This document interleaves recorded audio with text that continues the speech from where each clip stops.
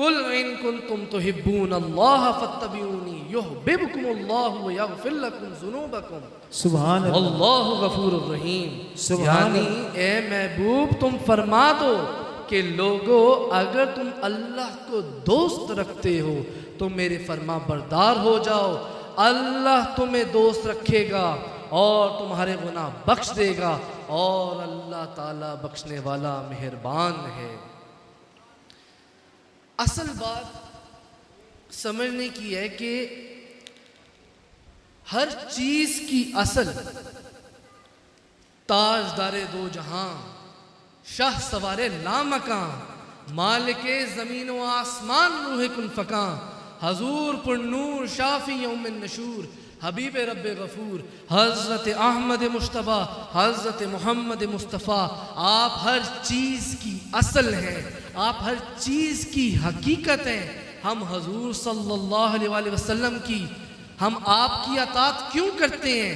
क्योंकि दर हकीकत में हम अल्लाह ताला ही की अतात करते हैं। हम हजूर से जो मोहब्बत करते हैं वो दर हकीकत हम अल्लाह ताला से मोहब्बत। सुभान अल्लाह, नाराए तकबीर, नाराए रिसालत, नाराए रिसालत, नाराए हैदरी, नाराए गौसिया, फैज़ मोहसिन।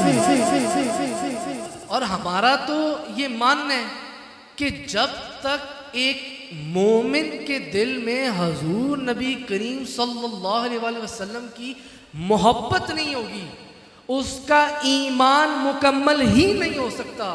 क्योंकि मिशकात शरीफ की हदीस मुबारक है, ताजदारे दो जहां शाह सवारे लामकां मालिके ज़मीन व आसमान रूह कुन फ़कां हजूर पुन्नूर शाफी यौमिन नशूर हबीब रब गफूर हज़रत अहमद मुश्तबा हज़रत मोहम्मद मुस्तफ़ा। आप नबी करीम सल्लल्लाहु अलैहि वसल्लम ने फरमाया तुम में कोई एक मोमिन नहीं हो सकता यहाँ तक कि मुझसे अपने और अपने वालिदैन और अपनी औलाद और तमाम लोगों से ज़्यादा बढ़कर मोहब्बत ना करे। सुभान अल्लाह, सुभान। यानी तुम में से कोई उस वक्त तक मोमिन ही नहीं हो सकता जब तक कि उसके दिल में अपने आप से, अपने वालिदैन से, अपनी औलाद से और तमाम चीज़ों से बढ़कर उसके दिल में हजूर की मोहब्बत नहीं होगी, तब तक उसका ईमान मुकम्मल ही नहीं हो सकता। मैं आपको मिसाल एक अर्ज करता हूँ। मैंने नमाज से पूछा, ए नमाज मुझे ये बता तेरी रूह क्या है? नमाज ने कहा ईमान, क्योंकि ईमान वाला ही नमाज पढ़ेगा तो उसको उसका फ़ायदा मिलेगा। अगर हिंदू या सिख नमाज पढ़ेगा तो उसको उसका फ़ायदा नहीं मिलेगा, ईमान वाले को मिलेगा। मैंने यही सवाल रोज़े से भी पूछा, ए रोज़े तू बता तेरी रूह क्या है? उसने कहा ईमान। मैंने हज से पूछा, ए हज तेरी रूह क्या है? उसने कहा ईमान। अब मैंने ज़कात से भी पूछा, ए ज़कात तू बता तेरी रूह क्या है? उसने कहा ईमान, क्योंकि ज़कात अगर ईमान वाला देगा तो उसको उसका फ़ायदा होगा। अगर कोई हिंदू सिख या कोई यहूदी देगा ज़कात तो उसको उसका फ़ायदा नहीं मिलना। अब मैं बड़ा हैरान हुआ कि नमाज से भी पूछ लिया, रोज़े से भी पूछ लिया, हज से भी पूछ लिया, ज़कात से भी पूछ लिया। जब सबसे पूछा कि उनकी रूह क्या है, नमाज ने कहा ईमान, रोज़े ने कहा ईमान, हज ने कहा ईमान, ज़कात ने कहा ईमान। अब मैंने पूछा ईमान से, ए ईमान तू बता तेरी रूह क्या है? अब ईमान ने जवाब दिया कि मेरी रूह मोहब्बत रसूल सल्लल्लाहु अलैहि वसल्लम है। क्यों? क्योंकि नमाज ज़रिया नजात है अगर कबूल हो जाए। यानी अगर अल्लाह ताला की बारगाह में कबूल हो जाए तो ज़रिया नजात बन जाएगा। रोज़ा ज़रिया नजात है अगर अल्लाह ताला की बारगाह में कबूल हो जाए। हज ज़रिया नजात है अगर अल्लाह ताला की बारगाह में कबूल हो जाए। ज़कात ज़रिया नजात है अगर अल्लाह ताला की बारगाह में कबूल हो जाए। मगर मोहब्बत मुस्तफ़ा ज़रिया नजात ही नहीं बल्कि असले निजात है। हजूर की मोहब्बत असले निजात है। क्यों? क्योंकि नमाज, रोज़ा, हज, ज़कात ये तो सब कंडीशनल ऑफर्स हैं। अगर अल्लाह ताला की बारगाह में कबूल हो गई तो ज़रिया नजात बन जाएंगी। लेकिन हजूर की मोहब्बत दर हकीकत असल निजात है। हजूर की मोहब्बत दर हकीकत असल निजात है। मैं आपसे अर्ज़ करता हूँ, हज़रत जाबिर रज़ियल्लाहु ताला अन्हु से रिवायत है, वो फरमाते हैं कि मस्जिद नबी शरीफ में मिंबर शरीफ से पहले खजूर का एक सतून होता था। मस्जिद नबी में मिंबर शरीफ बनने से पहले एक खजूर का सतून मौजूद होता था, जिसके साथ नबी पाक सल्लल्लाहु अलैहि वसल्लम आप उसके साथ अपनी पुश्त मुबारक लगा कर आप बैठा करते थे। आप अपनी कमर मुबारक लगा कर बैठा करते थे और आप दोस्तों से बात फरमाया करते थे, वाज फरमाया करते थे। हज़रत जाबिर फरमाते हैं कि जब मिंबर शरीफ बन गया, मस्जिद नबी शरीफ की तामीर हो रही थी, मिंबर शरीफ बना, अब हजूर नबी करीम सल्लल्लाहु अलैहि वसल्लम आप मिंबर पर तशरीफ़ फरमाए। हज़रत जाबिर फरमाते हैं कि उधर से हम बैठे हुए हमने देखा कि बड़ी ही ज़ारो कितार और दर्दनाक लहजे के अंदर किसी की रोने की आवाज़ आ रही है।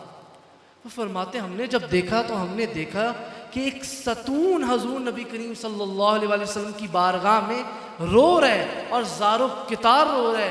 हजूर नबी करीम सल्लल्लाहु अलैहि वसल्लम आप मिंबर से नीचे तशरीफ़ लाए और आपने उतर कर आपने अपना दस्ते अक़दस रखा और उसको अपने सीने से लगा लिया।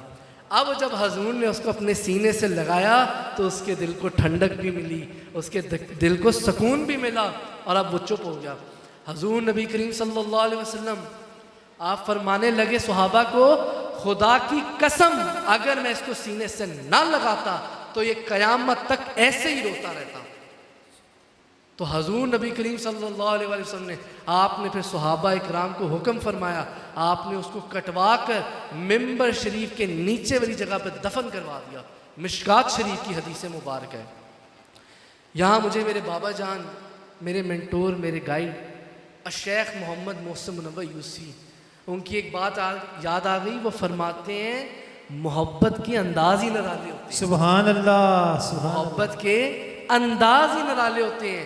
कोई हंसकर यार मनाता है तो कोई रोकर यार मनाता है। सुभान अल्लाह। मैं आपको बताता हूँ, मोहब्बत रसूल में हज़रत बिलाल हबशी का वाक़या देख लें। हज़रत बिलाल हबशी के मुतालिक लिखा है, वो फरमाते हैं कि हजूर के पर्दा फरमाने के बाद आप मुल्क शाम तशरीफ़ ले गए, आप मुल्क शाम तक चले गए। आप फरमाते हैं एक दिन मैं रात सोया तो ख्वाब में सरवर कौनैन हजूर नबी करीम सल्लल्लाहु अलैहि वसल्लम आपकी ज़ियारत मुबारक हुई। फरमाते हैं मैं ख्वाब में देखता हूँ हजूर नबी करीम सल्लल्लाहु अलैहि वसल्लम मौजूद हैं। फरमाते हैं आका ने मुझे फरमाया, बिलाल क्या बात है, बिलाल क्या बात है, तू हमारी ज़ियारत को नहीं आता।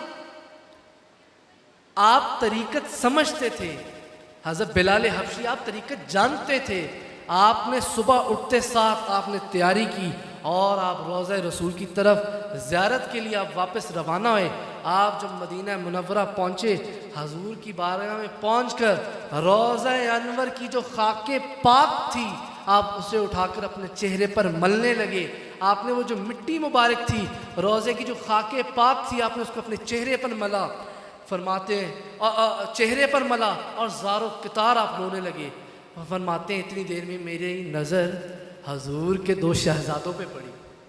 फरमाते हैं मैंने इमाम हसन और इमाम हुसैन रज़ियल्लाहु ताला अन्हुम को देखा कि वो तशरीफ़ ला रहे। फरमाते हैं मैंने उनको देखा, मैंने उनको जाके अपने सीने से लिपटा लिया और मोहब्बत से उनके सरों को बोसा दिया। फरमाते हैं इतनी देर में मदीने के लोगों को भी खबर पता चल गई कि हज़रत बिलाल हबशी मुल्क शाम से तशरीफ़ लाए हुए हैं।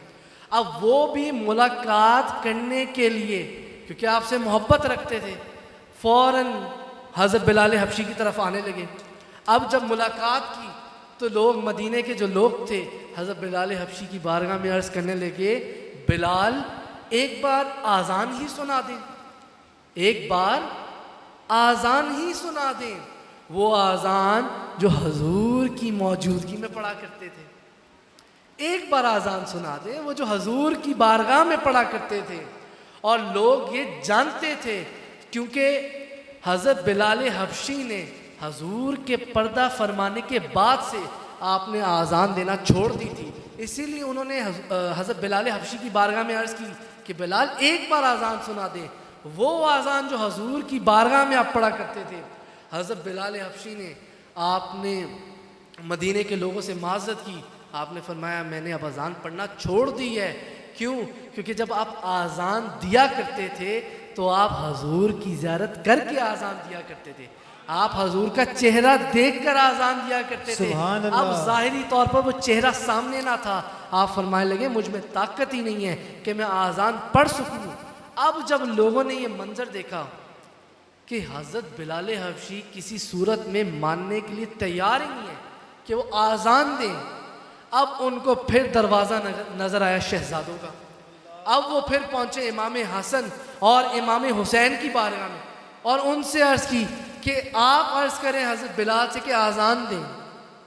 अब इमाम हसन और इमाम हुसैन ने हज़रत बिलाल हबशी की बारगाह में अर्ज़ की, आपने हुक्म फरमाया कि बिलाल आज़ान दे, और हज़रत बिलाल हबशी ये जानते थे कि हुक्म हो गया है, और वो ये भी जानते थे कि इमाम हसन सर से लेके सीने तक हजूर नबी करीम सल्लल्लाहु अलैहि वसल्लम की मुकम्मल शबी हैं, और सीने से पाँव तक इमाम हुसैन हजूर की मुकम्मल शबी हैं। अब मैं इनकार नहीं कर सकता, हुक्म हो गया है।